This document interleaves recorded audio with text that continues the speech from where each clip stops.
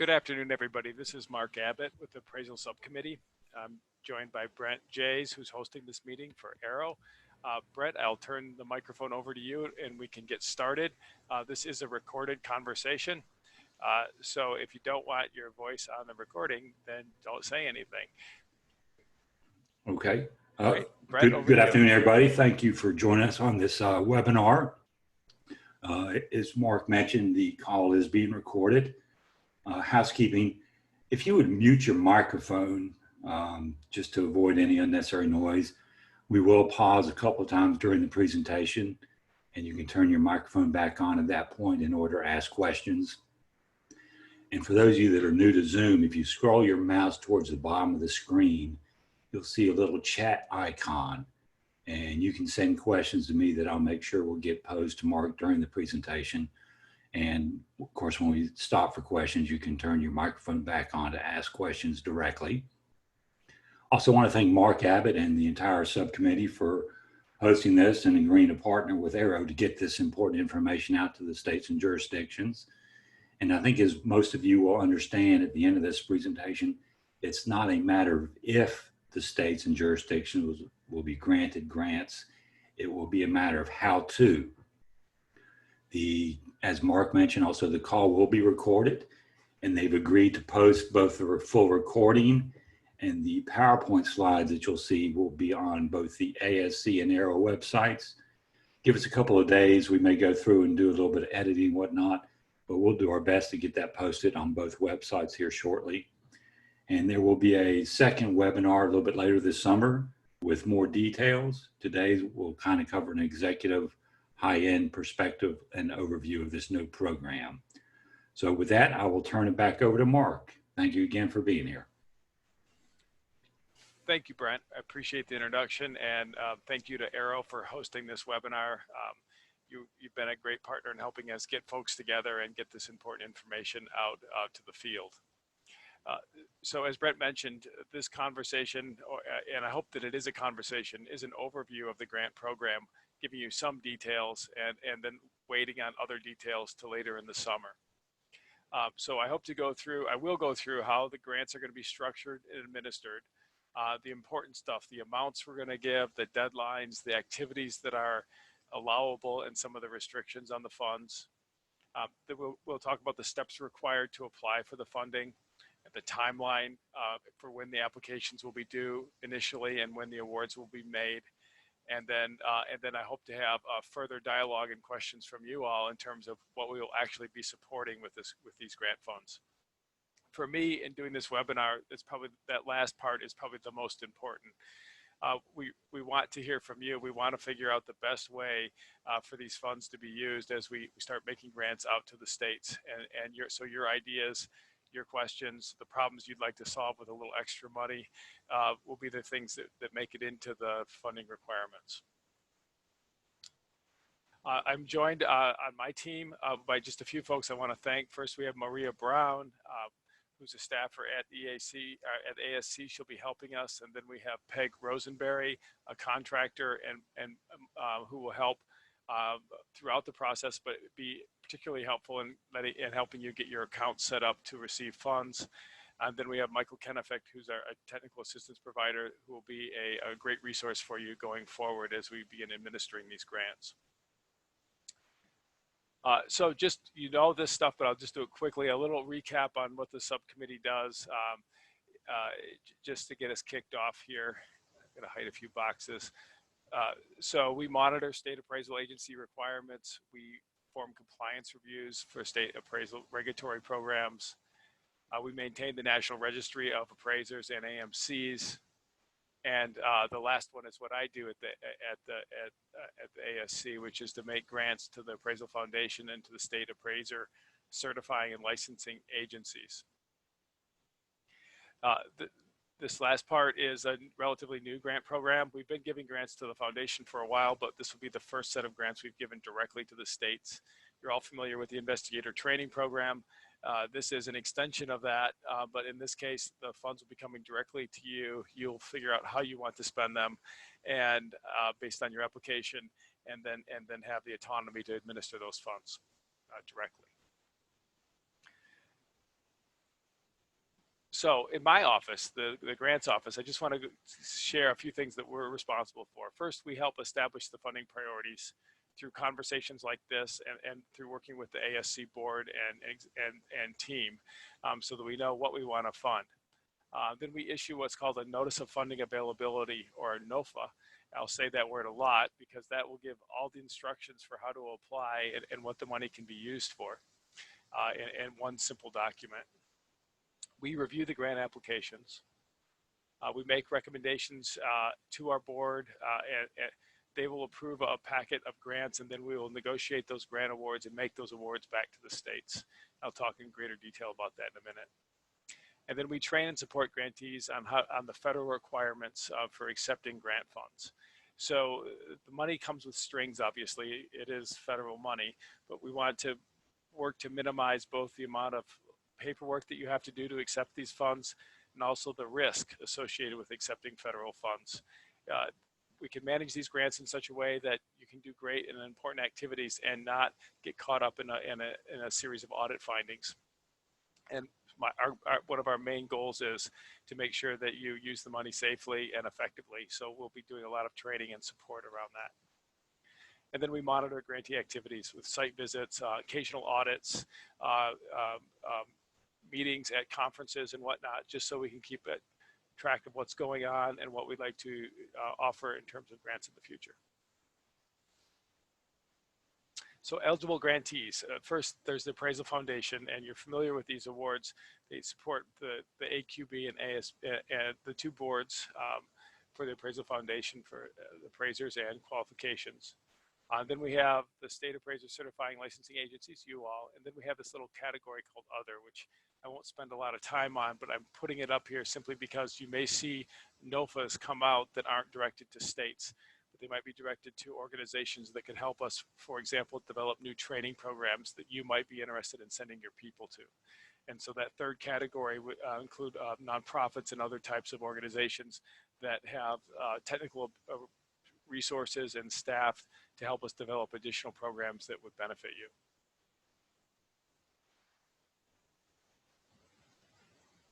So our authority, it comes from the statute of Title 11, which includes allowing us to make grants to support the complaint processes, complaint investigations, and appraiser enforcement activities of your agencies. That's right in the statute. We also can support submitting data to the National Registry, and finally, activities that advance the goals of Title 11 more generally. So these are very broad categories, and a lot of stuff fits into this mandate, and that's what we're going to talk about today. What does it actually mean to submit data? That could mean everything from simply hiring staff to do some data entry to building a new electronic handshake so you can get your data into the registry faster. So it can be a wide range of things in all three of these categories. I'm going to periodically stop and see if we have questions, but I think this has been pretty general, so I won't stop yet. We'll stop in a few minutes, and I'll let Brent take any questions you may have. And then, of course, there'll be time for discussion at the end of the presentation. So what kind of grants do we make here at the ASC? And the biggest, broadest kind of two categories are non-competitive and competitive. And so to Brent's earlier point, it's not a matter of will you get money or not, it's a matter of when you get funds through a grant process. If you decide in your organization, your entity, that you want to apply for funds, we will work with you to make sure that you can get an application in that can be funded. The awards are going to be 3 years in length, submitted with a kind of a 3-year budget overview, a total amount that you think that you're going to want to spend over 3 years, but only a 1-year line item budget. So the first third of that budget will be lined out as to what you want, and then you'll have flexibilities in years 2 and 3 to adjust that after you see what happens the first year. The amount of money available is going to be between $25,000 and $120,000 a year. Obviously, we can't all have everyone asking for $120,000 because we'll run out of money before we get to all 55 eligible entities. But there are a set of activities that I think, some of which will be reoccurring activities that will be funded every year, and other things that are one-time expenditures that we'll talk about, which will make that range make a lot more sense once we get into it. The application deadlines for this are going to be rolling on a quarterly basis. I don't think every single entity is going to be ready to apply and get funds here this summer. I could be wrong, and that will be fine. But I don't want anyone to miss out on funds. So every 3 months, we'll have a deadline that will allow you to put your application in. Your application will be reviewed against a set of criteria that we publish, including kind of the quality of application, your capacity, what the activities that you're proposing, and we'll work with you to get to a quality application that benchmarked against these standards so that we can fund it. So if there's a problem with your application, we'll just work back and forth to fix it before we fund the award. The second kind of grants we do are competitive grants. These are things that will actually be competitions. We might decide we want to do a demonstration grant on something that advances Title 11, perhaps a unique way to recruit more appraisers into a certain market, or address a shortage or some other kind of, maybe perhaps it's a technological solution to address backlogs of complaints or something. We will do a limited set of grants in those areas, get a couple of high quality programs running, and then disseminate the results of those programs to everyone else. So this would be for again, you're an eligible applicant, but it may not be something that you have the bandwidth or desire to work on. And these will come episodically, periodically, but not this spring. Brett, I could stop right there and see if there's any questions. I see that we have a few folks in the waiting room. Let me bring them in. Sure. Anybody that's been on the call at this point, do you have any early questions for Mark? And again, we'll pause a couple other times and open up, but if there's any early questions, now would be a good time. Okay, well, once Mark gets the waiting room people admitted in, then we'll let him get started back. Everyone should be in now. I was looking at a different screen, folks, so you were in our waiting room. I apologize for that if you missed the first few minutes of our presentation. Luckily, it is recorded, and you can go back and watch what you missed. We've basically been in an overview mode so far, so there hasn't been a lot of detail yet, but welcome. So we just went over the types of grants we make on the biggest categories of competitive versus non-competitive grants. All 55 entities, that state regulatory bodies that are eligible for grants will be getting non-competitive grants, and that basically means you're not competing against each other. You're competing against a quality benchmark and proposing a set of activities that we've predetermined in conversations with you in the field that we think would be eligible activities for these grant funds. So on the competitive grant funds, there are some things, I'm not going to talk a lot about this, and I have already did, but it's support for innovation. It's to test assumptions or processes, solve critical problems that you have out there. If you've got a real significant challenge and you think it might be something that's systemic or that other people are facing, but the funds we're offering, the $25,000 to $120,000, is not sufficient, come talk to us. If we think there's something there, we may put together a competitive grant process to allow folks to apply for and work out something specific around that issue that if we think it will benefit more than just your organization. And like I said, these are limited funds for specific and they'll have their own deadlines and their own instructions. This is something that's not happening this spring, but will happen in the future. So one of the biggest questions we always have is, well, what can I use the funds on? And there's a couple of different levels of answer to this question. First of all, there is a three-part test we do to see if it's an allowable cost. Well, a three-part test to see if you can spend money on it. First, is it allowable? And we look to see if you propose something, we look to see if the statute says it's okay. We see if there are any policies at the ASC that would prohibit you from doing that. And then we look to see to the OMB circulars, which put all the guidance out there and the audit standards for the government in making grants. And if all three of those think it's okay, then it's probably, and then the third one is reasonable. Is the cost a reasonable cost? Is it market cost for that activity or item? If we pass that three-part test, there's a good chance that we would say, yes, you can put that in your grant application, and yes, we will fund it. So the grants can cover a wide range of stuff, and it could be everything from staff to facilities to equipment, supplies, training, consultants, and other costs that come up that I'm not thinking of or haven't put in here. So for example, under supplies, we include computers. So if your office needs to upgrade its hardware, printers and laptops or computers, that's an allowable cost under the grant, as long as the person using it is working exclusively on Title 11 activities. If they're not working on Title 11 activities, it's the second part of our three-part test above, and I forgot to mention it. Is it allocable? And what that simply means is the item being purchased or the task being done, can it be charged fully to the grant, or are folks working on other things as well that would not be related to our work here at the with Title 11? And if case, we would split the cost between a couple of different line items in a budget, and you might have to pay for some of that with state money, for example. So if you have a person who is half-time on things related to your appraisal regulation or an AMC regulation, and they needed a new computer, we would purchase half that computer for them or pay for half the cost. So our application instructions will provide examples of these eligible costs. We have categories of activities that we think are supportable with this grant. And you'll give me more ideas on this call. We got some ideas last call. Many of you have answered our survey, which we appreciate, and there we can find more ideas to include as allowable costs in the grant. So activities. So again, these are kind of categories. We've got technology, communication, training, travel, supplies. So these are the ones we've come up with so far, and there may be other types of categories, but we can talk about these for a moment and give you some of what I've heard and some of the things that I know will be allowable cost in the grant.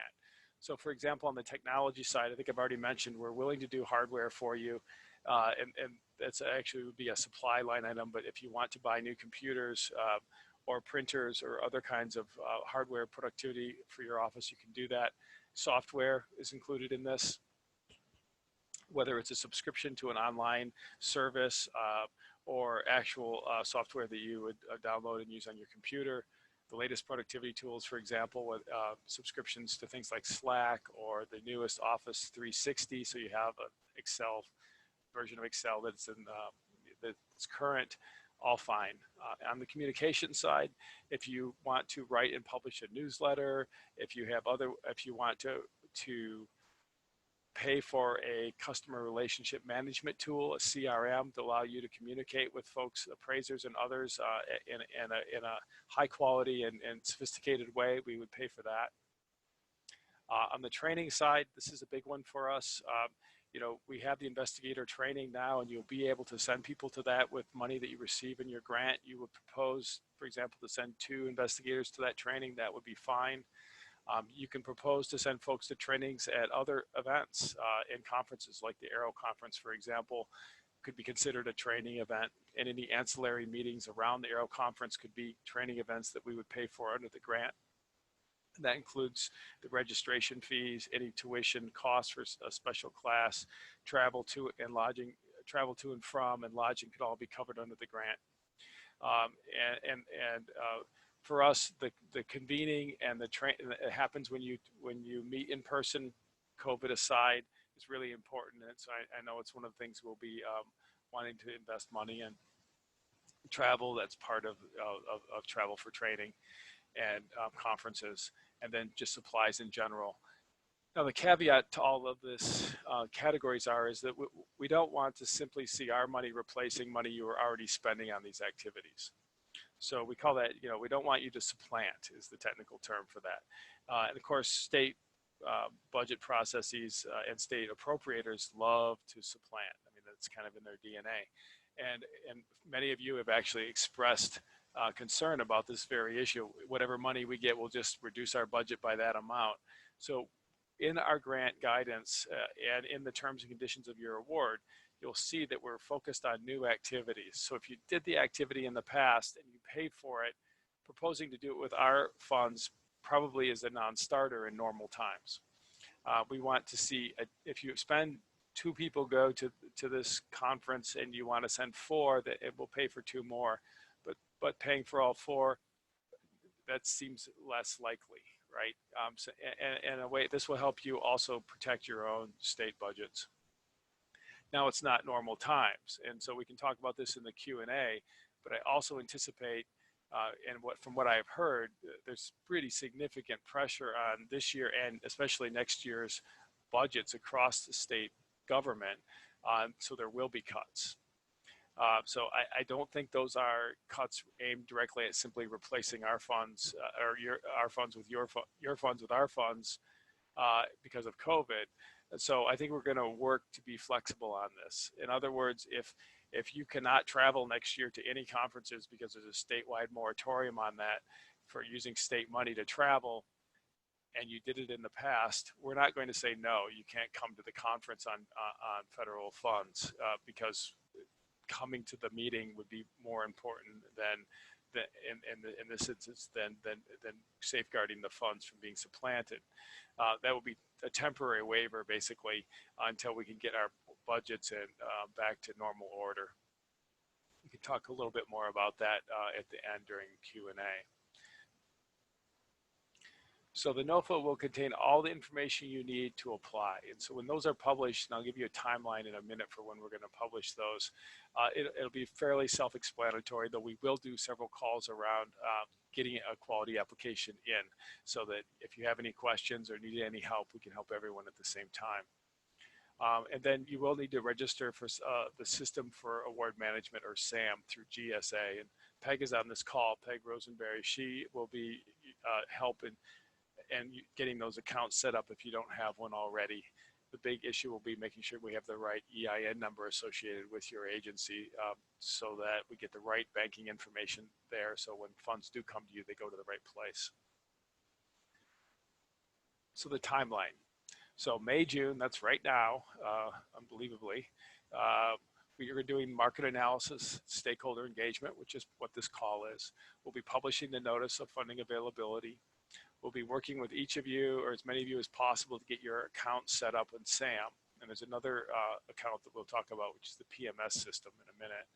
And then we'll conduct these technical assistance calls to get you oriented to the program and then help you with your application. We will also be doing a kind of a Grants 101 set of webinars and recording them, so that the folks that will be administering these funds for you are fully up to speed on kind of the top 10 things to look out for as you administer federal funds. So in August, we'll do the calls and we'll have applications due. That's our target date anyway. And then in September, we'll be reviewing proposals, making recommendations to our board, getting funding decisions back, and then the first awards will be made hopefully by September 30th of this year for phase 1 or of grants. So it's the first year. These grants will be on the federal fiscal year, so starting October 1st, running through the end of September. If you apply to a second later deadline, it's still the same fiscal year, so your reporting will be on the same calendar regardless of when you get the funds. So that's our timeline. The next thing is talking about some federal requirements, and these are pretty straightforward, but we're going to go into a lot more detail about these on another call. But the first thing is that you must follow the federal grant requirements in the 2 CFR 200. These are called the circulars, or the super circular in this case, and it really lays out everything you do if you accept federal funds in the form of a grant, in terms of what's allowable, what's not, how to keep track of things. They are very handy, and we use them. We refer to them often, and we will create crib sheets for you so that you don't have to pour through these in order to understand what your requirements are and what your obligations are. But that is our roadmap for how to administer these funds. So we'll do the training, technical assistance for grantees on the grant admin requirements related to the 2 CFR 200, related to our own grants handbook and our own policies and procedures internally at the ASC. And finally, there is this second system that I mentioned called the PMS system, and I have a slide for that. This is where you'll manage your grant. So as you need funds, you can request them. So once the award is made, you don't need to talk to us to get access to your money. And we won't be reviewing any of your activities or requests. outside of approving them at the beginning of the process, and then reviewing how you spent the money in a progress report, and then confirming how you spent the money in an audit down the road. So once the award is made, aside from talking to us about questions on allowable costs or technical assistance support, you can log into this system and request funds, submit your reports, and do everything you need to do. I'm happy that we've got this in place. It will make your lives a lot easier, and it'll actually help us administer the funds as well. So we're to the end of the actual deck, and I've come back to this slide because I put an extra other box down here, because there might be things that we haven't thought about, and there is probably a lot of activity within these categories that I didn't mention on this call that you might ask me about. So Brett, I will stop here, turn it back to you to take questions from folks, and I'd be happy to answer any kinds of questions at all that folks might have. Okay, at this point, if some of you are developing questions, you can turn your mics back on. We'll let you ask. Again, you can send me a chat and I can ask a question on your behalf. But I'll start with a couple here to get the ball rolling. Mark, you touched on this briefly, but will grants be able to be used to cover some of the budget shortfalls due to the coronavirus? So the short answer is yes. We want to try to make that happen.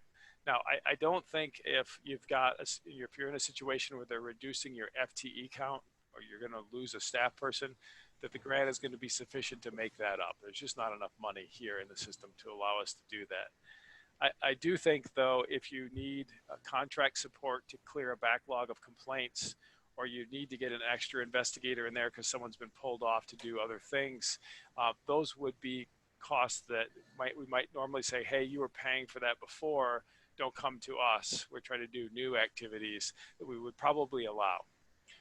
At least in the short term, like for 1 or 2 years of the grant cycle, we'd say, yes, this is going to be an allowable cost and you can spend money on it. We'll be looking for you to restore that to your budget eventually. Okay. So in other words, it's not a lot of money, but it's coming at an opportune time. Our hope was that everyone would accelerate or better their programs with these funds, but the reality is we might simply be needing to hold our own for a while until all the state budgets get right-sized. Thank you. With some state agencies having staff turnover, obviously the training here in the next 3, 6, 9 months, will the grant compliance training be ongoing as staff turnover increases? So yes, so we'll have 2 kinds of support here. So first, we'll do a series of webinars like we're doing now that will be recorded so you can check them. The PowerPoints associated with those webinars are much more detailed. So you can actually use it as a standalone document. It'll have hyperlinks so you can go to you can go directly to the circulars and see what you need to see. It'll answer a lot of your questions for you. And then, so there'll be handy resources going forward. And then of course, you can pick up the phone and call us. And so if you do get a new person on board, we'd be happy to do an orientation call with them. We'd be happy to make sure that they get invited to an in-person training if we ever get to do that again, just to make sure that the finance and admin side of your grant is the person managing that knows what they're doing, as well as the person managing the program side of the grant. So there's usually 2 people associated with kind of overseeing these grants, even though they're small. And we want both to be trained correctly. Okay. Now you say that they can access their grant funds that they've received through this PMS. How quickly does the payment or reimbursement take? Are we talking hours or days or weeks? I've got Peg on the phone. She may be able to answer that, but it's not days. Maybe it's hours or days. It might be the next day. It's an ACH transfer to your bank, so it might take 3 days to clear, or it might clear faster because it's coming from a government source. I'm not sure, but it's very quick. There are no approvals associated with this, other than it's your funds. You've been credentialed to access your funds through this system. You'll be able to make your request and draw down your funds as needed. Okay. And that's exactly correct, Mark. It can take it's your bank account, and it can be there within a day. Typically, sometimes it'll take a second day, but it's very quick. Okay. Thanks, Peg. Thanks, Peg. And for most of you, I've had several conversations with Mark, and this is now my second webinar. I'm going to use my analogy, and Mark will correct me if I'm wrong, but it sounds like this grant application is an open book test, and you have Professor Abbott and his assigned TAs helping you find the answers in this open book test. You're getting very creative, Brent. I like that. I think that's a good analogy. The goal here is not to run a competition where some folks are excluded. The goal is to get everyone's application up to a quality threshold that we can all be proud of, and that makes a demonstrable difference for your office. We want you to be able to work smarter and more efficient, have better outcomes. We want to support you in meeting the requirements of Title 11. And this should be a fairly painless way to do that, accepting these, asking for and then administering these funds. Okay. Mark, somebody sent me a question, so I'll ask that. Will the approved grants to the states be public information to give other states that information for how states are using the money? That's a great question, and the answer is yes. So what we will be asking for is there won't be an actual application per se, other than a budget form and a narrative. So the narrative will be likely like 1 to 3 page narrative where you will talk to us about how you plan to spend the money in each of the categories you're proposing, and we'll post those to our website. So it is an exercise in transparency on one level, but it's also an exercise in letting other states see what's happening and get good ideas from it. Okay. And we'll ask all the states to share their success stories and even their failures on how they use the grant money. And of course, it'll be a two-way street of communication through AARO back and forth with the ASC and the states. So if South Dakota uses this new initiative and it gets really good results, we want to hear about it and share that information across the country. Does anybody else have any other questions out there they'd like to ask Mark at this time? Mark, I've got another one. The grant requests are for 3 years. Of course, the first year is going to be a big learning curve. Can the grant request evolve over time as we learn more about what we need or don't need? So that's a great question, and that's it, yes, and that's why we're setting it up this way. We want to get a 1-year activity budget, line item budget done with a narrative but the narrative should be over 3 years. And after you finish the first year of administering your award to those line items, we'll ask you to submit a brief update to your plan for year 2 of your grant, if you will. It's like a renewal of your grant. And there you may change activities. You may change dollar amounts for those activities, in that narrative, so that in year 2 you can do course corrections or do new things that have come up, and that's fine. If you have funds that you didn't spend in the first year, they will roll over to the second year, and we can put them in the correct line items for you as you ask for, actually. So there should be a good deal of flexibility built in to the grant. Okay. Mark, another question posted from the group. You talked about audits. What will an audit of the state's grant program consist of? And reading between the lines, I think, will you keep us out of grant compliance jail? And will the cost of auditing or managing the grant funds require money and additional staffing, which will eat into the bottom line of the grant itself? Those are some good questions. So typically, we do anticipate having someone come out, maybe it's once every 6 years, so to try to get to every single grantee over 2-3 year cycles, just to check to make sure that you've spent the money how you said you would, to make sure that you have the correct, that you're following your own procedures. So as a regulatory body at the state level, you probably or should have some policies and procedures on everything from procurement to timekeeping, and other things. And we're going to check to make sure that you're doing what you said you're supposed to be doing by your own standards.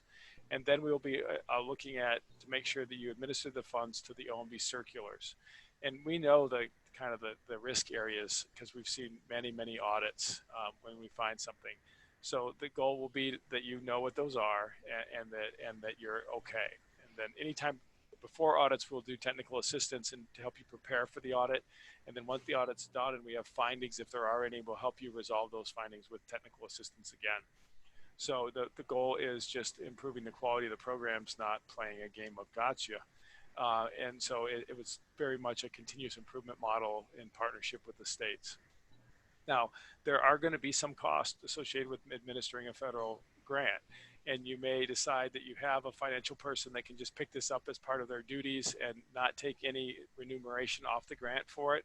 Or you may decide that some percentage of their salary should in fact come from the grant, and that would be an allowable cost. We are also going to allow an indirect cost rate for these grants, something in the neighborhood of 10% probably. It'll give you some money for overhead and expenses that are not line items in the grant. Okay, another question come from the group, Mark. What will happen if a state or jurisdiction uses the grant for something other than what it was authorized for?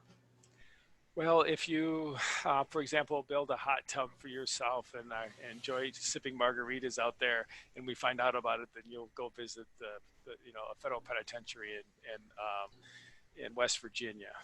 But generally speaking, folks do not do that. And so what will happen is we'll say, hey, you needed different bookkeeping, or you needed to keep timesheets different, or perhaps this cost wasn't an allowable cost because it was either you mistakenly categorized to the grant, or it just was outside of what we said is allowable. Then we would ask you to return the money. What in practice happens in those situations is usually we make sure that you've corrected the problem so it won't happen again in the future.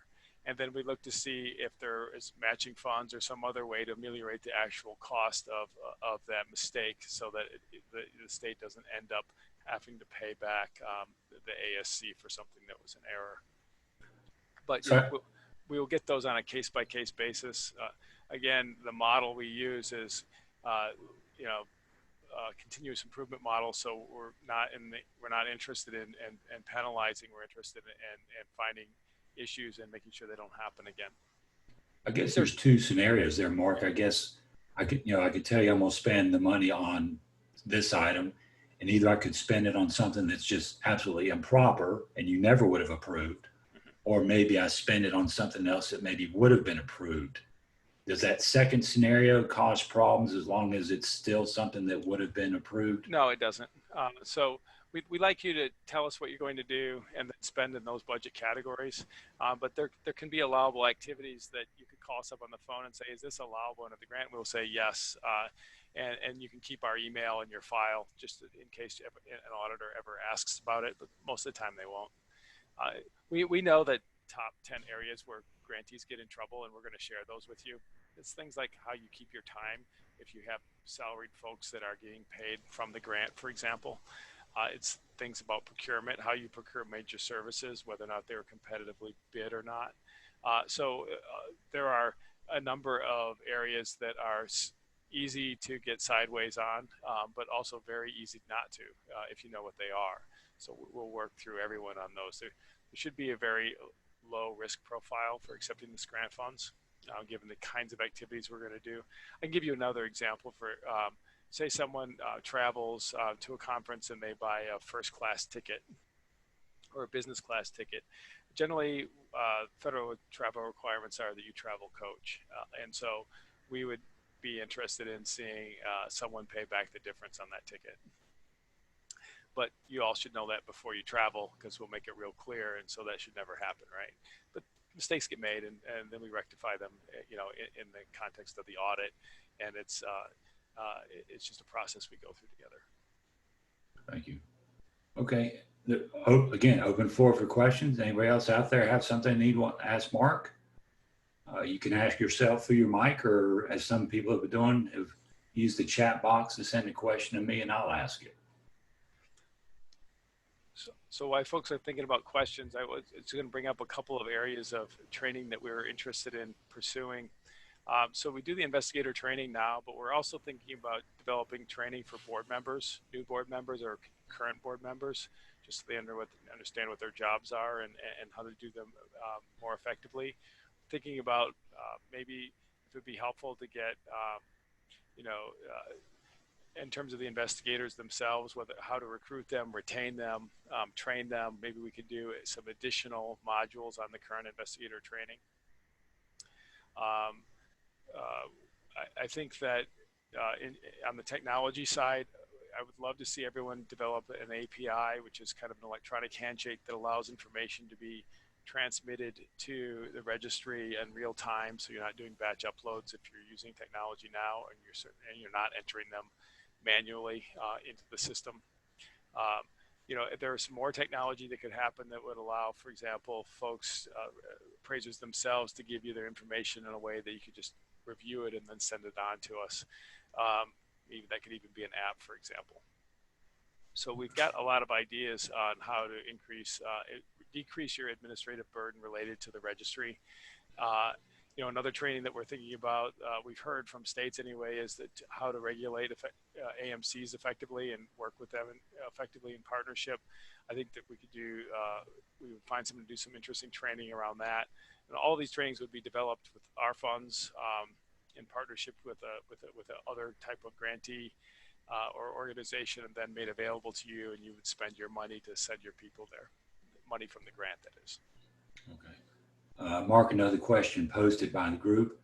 Since the grant funds can be used for attending AARO conferences, but the next AARO conference is in October, with the timeline, will it be possible to maybe get a grant in and approved to cover the upcoming AARO conference in DC in October? And can the funds be used retroactively in any way? Say if you miss that first time window. So the answer is yes. We can set a date that's retroactive for the beginning of your grant. So if you, for example, miss this first window, so you made this window, but we don't make the awards until October or September 30th, but you already had to buy your ticket. That's fine. We're going to set the start date of the award back a couple of months to catch those costs. So in other words, we'll make sure that the start of the award catches all of the activities that you want to do that are talked about in your proposal. So you would have needed to have bought your tickets and made your hotel reservations and all that, you know, prior to October. Those would all be allowable costs, and you could reimburse yourself on the grant when you got the grant funds. Now, if you're just now getting an application in, say on an October 1 deadline, and you won't hear back for a while, we're still going to be able to allow you to go to the October meeting and pay for it with grant funds. And we will send you a letter authorizing pre-award expenditures on the grant, meaning that those activities will be paid for once you do get the grant. Okay. And with the current timeline, if the applications are due in August, and then hopefully some of the awards are granted by the end of September, so we're looking at a 6 or 7 week timeline from start to award? Yes, or you'll get, like I said, the award could come later, but the date on it will be a retroactive date, which will allow us to cover any of the costs that you proposed in your grant. And you'll know, because this is non-competitive and very transparent process, if we've told you we're going to make a grant that will cover training to the conference, then you'll have funds to go to the conference. Any other questions out there from the group? Mark, I'll take this time to pitch a quick plug for AARO. We have developed 2 sessions of what we're calling RTC, which is a regulator training course. And that covers kind of an overview and the symbiotic relationship between board members, board staff, and board attorneys. And one of those was presented in Denver last spring before the AARO conference. The second one was going to be presented in San Antonio before the virus changed that. And AARO has also developed 2 sessions of CSI, which is we're calling, and of course CBS copied us first, but case studies for investigators, which is an add-on, almost like a grad level series for the investigator training. Again, the first session was presented last spring in Denver, and the second one was going to be done in San Antonio. So AARO is already working on adding some of those additional educational courses, and we hope to be able to continue that. And hopefully this grant process will give the states a chance to attend those. So thank you for that. So related to that, Brent, the cost associated with something like that would be allowable under the grant would include travel to and from if it's an in-person training, the actual registration for the conference, any ancillary fees to attend the training would all be considered an allowable cost under the grant. But Mark, I think what the group really wants to know is that for the afternoon beverage break, can I order those margaritas you were talking about? As long as you got that personal credit card out there, Brent, you can order up all you want. And when you come, Mark, the first round is on me. Nope, can't do that either. So okay, first round's on you then. Fair enough. I think I can do that. When we look at that, you raise a really good point. So what is an allowable expense in a training? So for example, we can pay for, if it's an actual training session, we can pay for lunch. But we can't pay for lunch if lunch is on or dinner if the training is done. So and we can't pay for alcohol at lunch. So there are those kinds of restrictions that you all have to know about if you're hosting a meeting, for example, using grant funds, or you're paying to come to a meeting with grant funds. So, well, as a planner, I'll work with you to make sure that we're in alignment with that. Typically, we provide minimal food and beverage.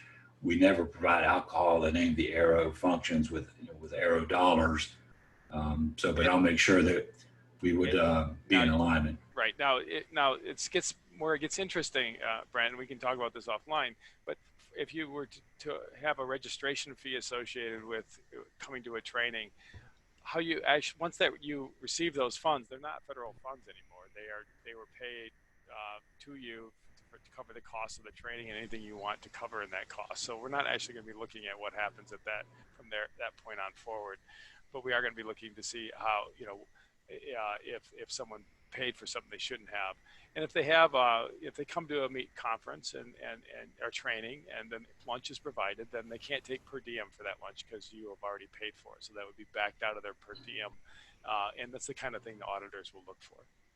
Sure. Okay. Again, another question from the group. So a state can apply within their grant application to attend the regular spring and fall AARO conferences, for instance.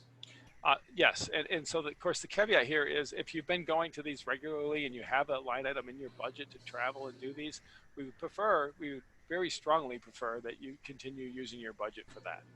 Now you could add to it by bringing more people to the conference. That would be okay.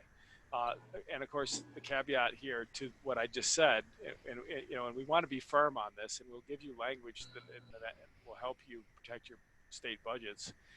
But in this next kind of period of time with COVID the way it is, I suspect that we will be much more flexible on that rule, because if the option is to not come versus to come on grant money, then we would obviously like to have you there, and we're going to allow that. Thank you. Okay. Any other questions out there from the group? Okay. With that being said, again, Mark, we are deeply grateful for sharing this information. I know the states are anxious to move on to the next step. We look forward to working with Peg and Mike on the details, and look forward for more information. Again, for everybody on the call, Mark and I will work on editing and compiling the 2 calls, probably create an FAQ document that we'll post. And Mark has also given us permission to post the PowerPoint. So that'll be on both websites. I would think probably no later than sometime next week, but with it being Thursday, it may not be this week. And I forgot to do this, but I was supposed to put my contact information up on this slide. It's Mark with a K at asc.gov. Anyone that has any questions, feel free to email me, and I'll respond. I can share our contact information for the folks on the grant team as well. But I'll just take a moment to thank you all for the great questions and for attending the session. If you come up with ideas or things that you would like to just float by, don't hesitate to contact me directly or talk to Brent. He'll make sure and has been very good about getting us ideas and questions from the survey and other places, just so that we can inform this notice of funding that we're writing right now. Thank you, Mark. Thank you. Everybody have a great afternoon, and stay safe. Have a great weekend. Thanks for your time. Take care. Thank you. Bye-bye.